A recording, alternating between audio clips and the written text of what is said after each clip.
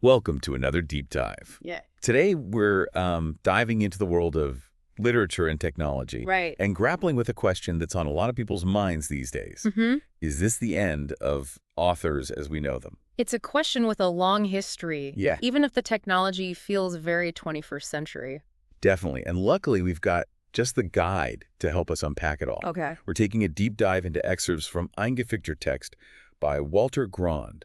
He's a contemporary author and a literary event organizer. Oh, wow. So he's got his finger on the pulse of how things are changing. Yeah, and what's fascinating is how Grond frames the entire discussion. He doesn't just look at the tech itself, but how our definition of good literature, heck, even what it means to be considered well-read, has been molded by technology for longer than we might realize. Okay, so let's rewind a bit. Okay. Grond starts by taking us back a couple of decades to when the literary world was obsessed with this idea of high versus low literature. Right. You know, like those dense, challenging books that some folks consider classics. Yes. World literature was this almost mythical peak back then. And he points out this really intriguing shift. Okay. In the 20th century, if you could wrestle difficult, intricate language into submission, that was the mark of a true literary master. Wow. But fast forward to our digital age, and suddenly it's all about accessibility. Yeah. About words that can leap across language barriers at lightning speed. Wow, that's such a stark contrast. It is. It's like imagine James Joyce trying to craft a tweet. Right. No more spending months dissecting a single page. For something to go viral today, it's got to resonate with people across cultures and languages almost instantaneously. Exactly. It begs the question, is the internet actually leveling the playing field? Or is it just creating a new set of gatekeepers with different rules to play by? Right. It's like we've traded one form of exclusivity for another. It is. And that's where Grond's exploration of something called Sprachspiel comes in, which I'll admit I had to look up. Of course. The German term that basically means language games. It was a huge deal in 20th century literature. Okay.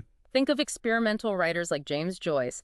They were all about pushing the boundaries of language, playing with form and structure in ways that hadn't been done before. Right. Grond argues that this concept has taken on a whole new life in our digital world. Okay, so kind of like those choose-your-own-adventure books we read as kids. Yes. Those were early digital literature in a way, right? Absolutely. Letting the reader have a say in how the story unfolds. Absolutely. And that interactivity has exploded with Yeah. things like hypertext fiction and those choose-your-own-adventure games you mentioned. Right. But here's where it gets really wild. Okay. Grond connects this to the rise of AI, especially chatbots. Okay, now that's a plot twist I wasn't expecting. Yeah. Chatbots and James Joyce, Whoa! who knew they had anything in common. Right. But think about it. We're now at a point where we can actually co-write stories with machines, blurring the lines between author-reader and AI. Yeah. A few years ago, that would sounded like something straight out of science fiction. Collaborating with AI on a story that's both exhilarating and a little bit terrifying, isn't it?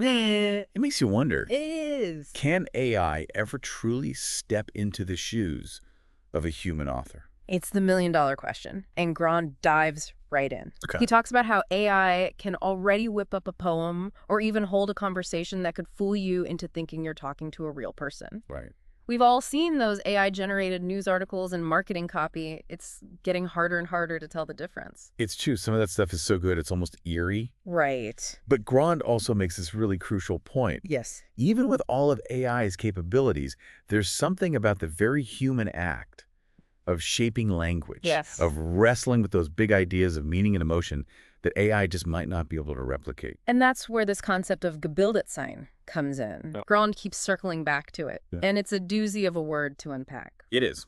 It's a German term that encompasses being educated, cultured, well-versed in the world. Okay. Traditionally, it meant being able to appreciate those complex literary works we talked about earlier. So how does Gebildetsein fit into a world where algorithms are churning out so much of the content we consume? Right. It's almost like asking if we even need to bother with James Joyce anymore if an AI can spit out a decent imitation. That's precisely the question Grond wants us to grapple with. Okay. He suggests that Gebildetsein might be taking on a whole new meaning in our digital age. Okay. It's not just about deciphering difficult prose anymore. Right. It's about navigating a world drowning in information, much of it generated by AI. Right. Can you sift through it all? Can you tell the good from the bad, the real from the fake? That's the new challenge. It's like we need to become digital detectives. Yeah. Learning to spot those AI-generated deepfakes and filter bubbles. Right. It's almost more challenging than deciphering a dense novel. It might be, because it demands a whole new type of literacy, Right. a digital literacy that goes beyond just reading and writing. You need to understand how algorithms work, how they shape what we see and the choices we make. Right. It's about recognizing the biases baked into these systems and approaching them with a healthy dose of skepticism. So you're saying we need to become code breakers as much as readers now? In a sense, yes. And here's where it gets even more interesting. Okay. Remember Grond's point about democratization?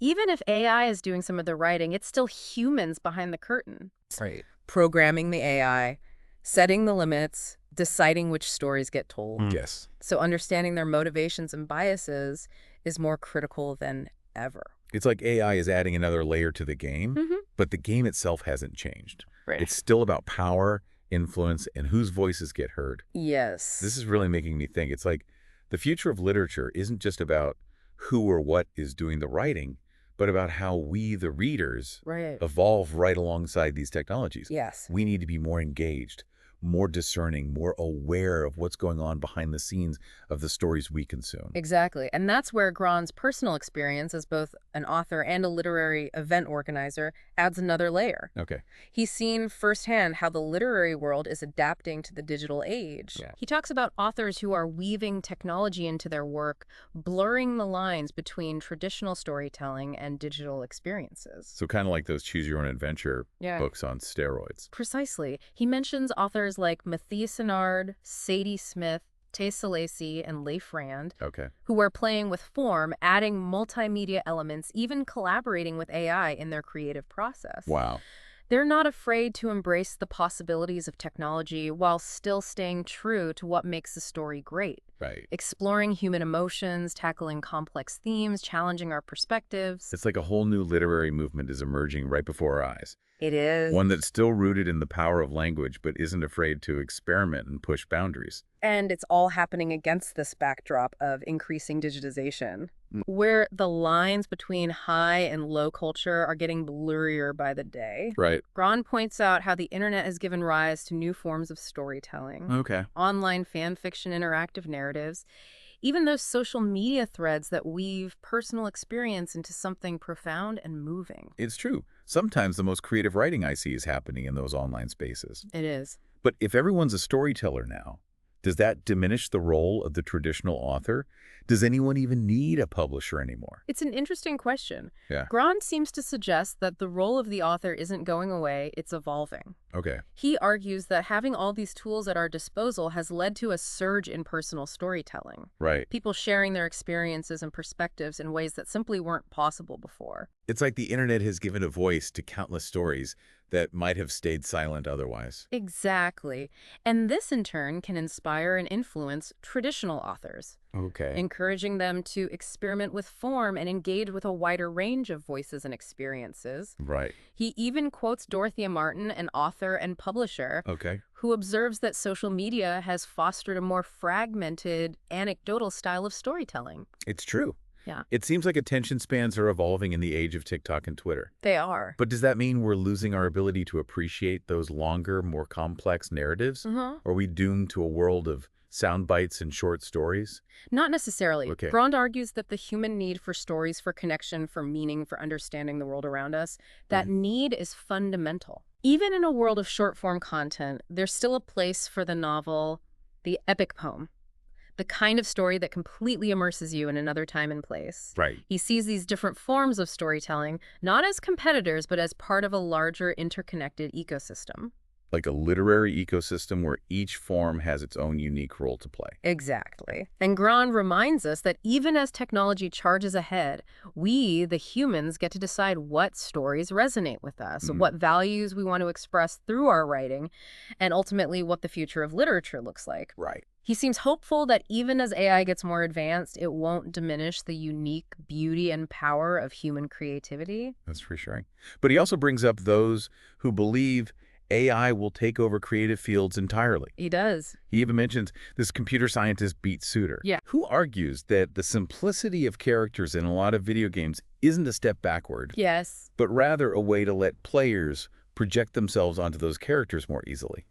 It's an interesting thought, isn't it? It is. It suggests that even in meticulously crafted digital worlds, we still crave that human connection, that reflection of ourselves in the stories we consume. So even if AI starts writing best-selling novels, there's still something inherently human about wanting to connect with characters and stories that resonate with our own experiences, our own fears and aspirations. Yes. It's that shared human experience that really matters. Absolutely. Yeah. And that leads to a crucial point Ron makes about the difference between human language and the language of algorithms. He emphasizes that human language is messy, it's nuanced, it's deeply intertwined with our lives, our emotions, even our physical bodies. Right.